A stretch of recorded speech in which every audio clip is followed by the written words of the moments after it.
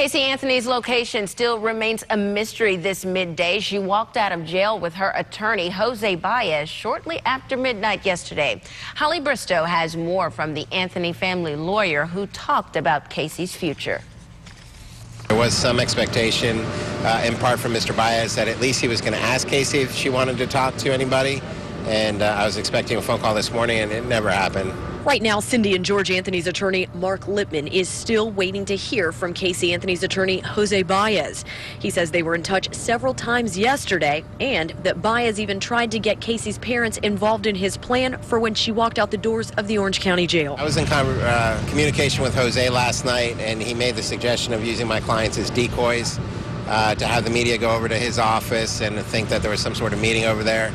I, of course, asked my clients if they wanted to do that, but they, along with me, thought that was not the best idea. One, for safety reasons, and two, just didn't really make sense. So Cindy and George Anthony watched Casey walking out of jail on TV. And when Cindy saw what looked like the car Casey left the jail in pulling up at the Orlando Executive Airport, she tried to check on her daughter. She texted Jose and asked, is Casey on that flight? And Jose just said she was safe.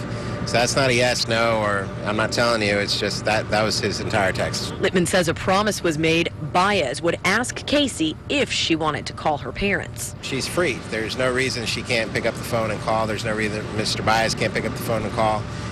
In this day and age. Are they angry? Are they hurt by this? They're ambivalent's not a great word, but they just don't know. They like to find out. They haven't heard from her. They have so many questions that came from this trial and even before.